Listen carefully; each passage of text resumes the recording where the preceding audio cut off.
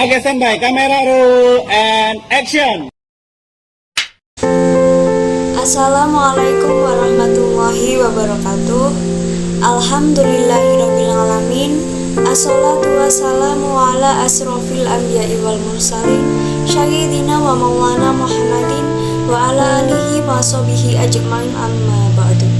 Pertama-tama marilah kita panjatkan puji syukur atas kehadirat Allah Subhanahu wa Ta'ala yang telah melimpahkan rahmat serta hidayahnya kepada kita semua, sehingga pada kesempatan kali ini kita dapat bertemu dan bertatap muka secara online tanpa ada halangan suatu apapun. Dan tak lupa sholawat serta salam kita haturkan kepada Nabi Agung Muhammad SAW yang kita nanti-nantikan syafaatnya di yaumul akhir kelak. Amin.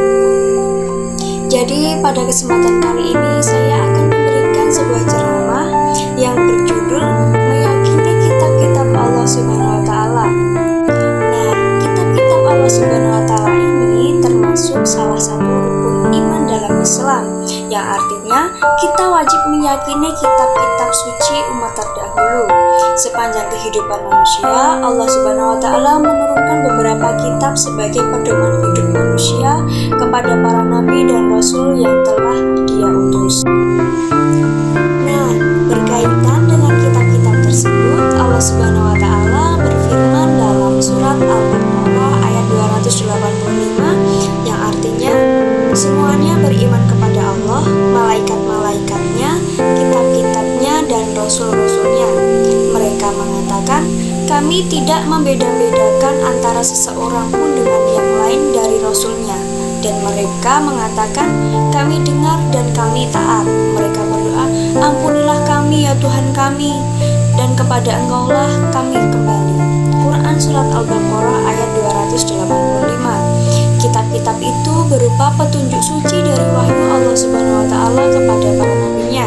Ketika wahyu-wahyu itu dikumpulkan, dihimpun, dan dijilid, maka itu dinamakan dengan kitab Allah Subhanahu wa Ta'ala. Setidaknya terdapat 4 kitab yang diturunkan oleh Allah Subhanahu wa Ta'ala kepada nabi dan rasulnya. 4 kitab tersebut adalah: yang pertama ada kitab Zabur. Kitab Zabur diturunkan kepada Nabi Daud alaihi salam. Yang kedua ada kitab Taurat. Kitab Taurat diturunkan kepada Nabi Musa alaihi salam. Yang ketiga ada kitab Injil. Kitab Injil diturunkan kepada Nabi Isa alaihi salam. Dan yang keempat ada kitab Al-Quran.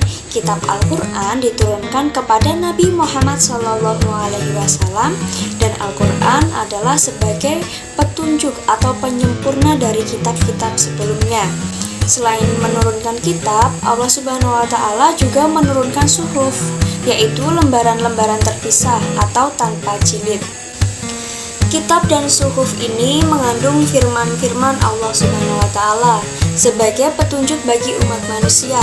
Dalil mengenai suhuf ini tertera dalam surat Al-A'la ayat 18 dan 19 yang artinya sesungguhnya ini terdapat dalam suhuf-suhuf yang dulu, yaitu suhuf-suhuf Ibrahim dan Musa.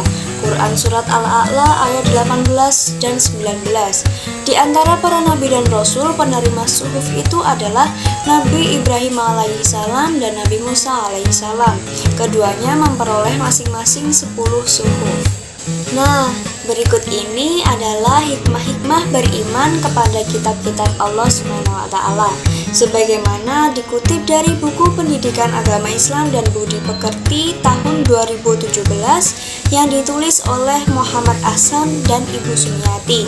Yang pertama, hikmah beriman kepada kitab Allah yaitu memberikan petunjuk kepada manusia, mana yang benar dan mana yang salah, yaitu sebagai pedoman agar manusia tidak berselisih dalam menentukan kebenaran. Yang kedua, memberikan informasi sejarah kehidupan orang-orang terdahulu. Hal ini bisa menjadi pelajaran hidup yang berharga bagi umat manusia yang saat ini. Yang ketiga, manusia yang beriman akan dapat mengetahui dan membedakan mana yang baik dan mana yang buruk, karena di dalam kitab dijelaskan tentang perilaku yang baik dan buruk. Yang keempat, yaitu mensyukuri segala anugerah dan nikmat Allah Subhanahu wa Ta'ala, termasuk pemberian petunjuk yang benar melalui kitab-kitabnya.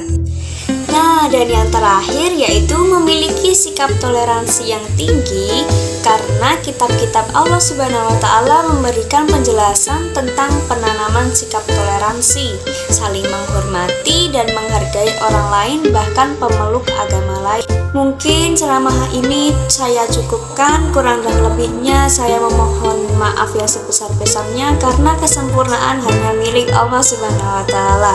Cukup sekian dari saya, wabillahi taufiq wal hidayah. Wassalamualaikum warahmatullahi wabarakatuh.